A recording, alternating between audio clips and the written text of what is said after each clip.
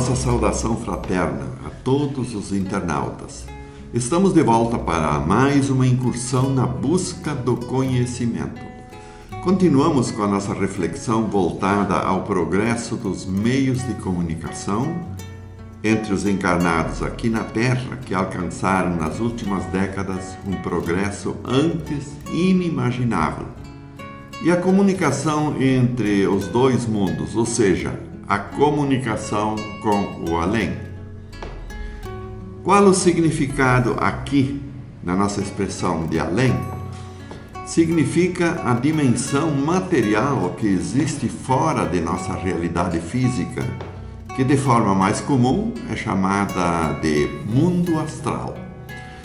Segundo dados históricos acessíveis nos registros históricos dentro da caminhada humana, as comunicações com os espíritos desencarnados sempre existiram. Apenas foi bloqueada por razões religiosas sobre as quais já falamos anteriormente. Porém, ocorreu um fato novo.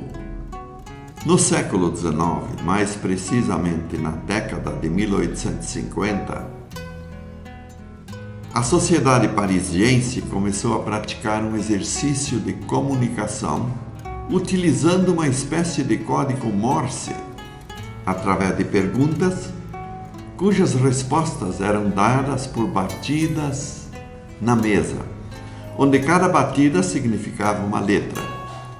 Um renomado professor de nome Hippolyte Léon Denisard Rivail teve sua atenção despertada para esses fatos e, convidado a participar de algumas sessões, convenceu-se de que as comunicações eram procedentes, porém não tinham nenhuma explicação.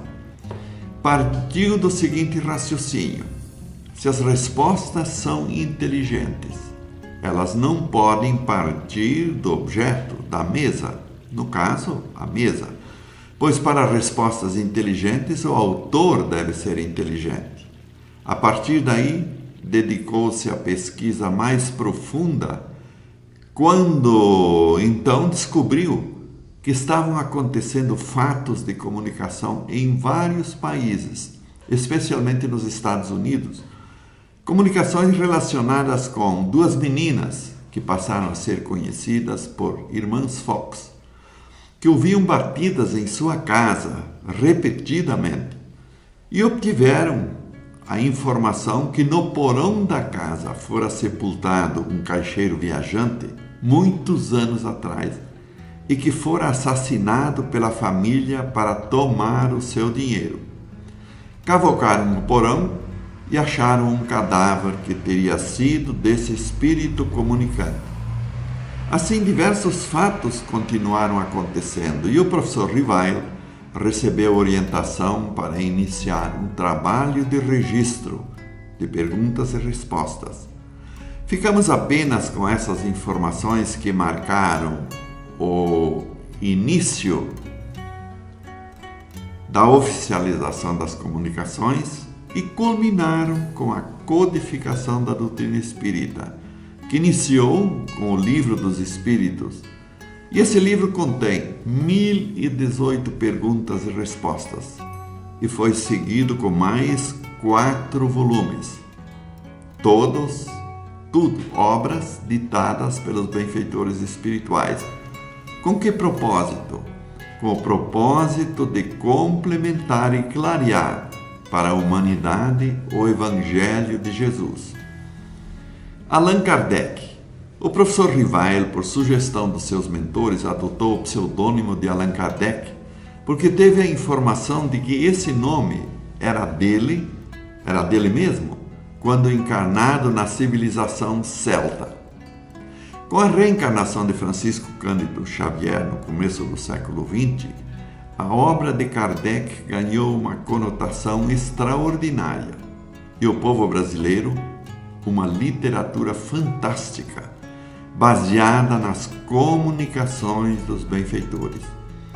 Chico Xavier, como foi conhecido através de sua extraordinária mediunidade, psicografou mais de 400 livros e milhares de mensagens de filhos e familiares que se comunicaram com os pais que conseguiram uma credibilidade tão séria que ao menos uma dessas mensagens foi aceita por um magistrado de Goiânia, capital de Goiás, que absolveu um rapaz acusado de assassinato porque o jovem assassinado enviou uma mensagem aos pais pedindo que interferissem no julgamento, porque o acusado não tinha qualquer culpa na imputação do fato.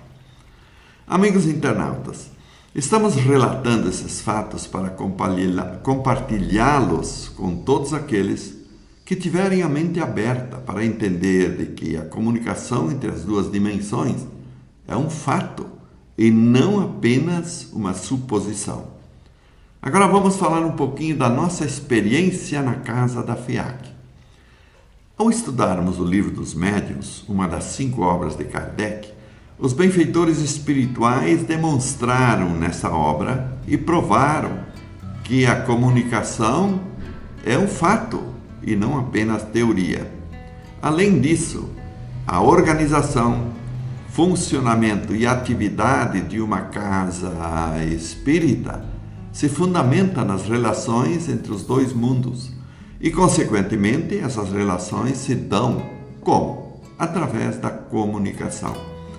No Livro dos Médiuns aprendemos as várias formas de comunicação, desde a psicografia e a psicofonia, nos diversos modos e formas. Tendo todas essas informações e exemplos práticos no dia a dia, introduzimos em nossa casa um meio de comunicação diferenciado. Mas que meio foi esse? Propusemos ao nosso coordenador da outra dimensão, que se identifica como o professor Hélio, a criação de um meio de comunicação através do qual os médiuns de nossa casa da FIAC, já aptos a receber mensagens por psicografia, ficariam à disposição todas as quintas-feiras, por ocasião da reunião aberta na casa, para receber mensagens. Respondeu-nos o professor Hélio que seria possível, porém, eles precisariam se organizar para realizar esse intercâmbio. E tão logo tivessem uma posição, informariam. Assim, decorrido um pequeno lapso de dias, deram a informação que o grupo do lado de lá estava formado e seria coordenado pela amiga espiritual que se identificou como Irmã Joana. Assim, tudo acertado, criamos um mecanismo de comunicação semanal, que de comum acordo denominamos de Correio do Além. Assim inovamos em nossa casa e provavelmente esse tipo de procedimento e forma não é comum nas casas espíritas. Quais foram as bases que nos motivaram a sugerir e efetivar esse trabalho diferenciado? Primeiro, a convicção de que a comunicação existe. Segundo, que como os familiares do irmão desencarnado gostariam de receber informações sobre a continuação da vida, também aqueles que partiram gostariam de transmiti-las. Disse-nos a irmã Joana ao longo de nossos trabalhos que nós não imaginávamos o número de mensagens acumuladas e que não podiam ser transmitidas por falta de médiuns receptores, quer dizer, de carteiros. No próximo encontro, continuaremos abordando esse tema e, como primeira mensagem que abordaremos, explicaremos como o Padre Aurélio se ligou à nossa casa. Enquanto isso, enviamos a todos a nossa fraternal saudação.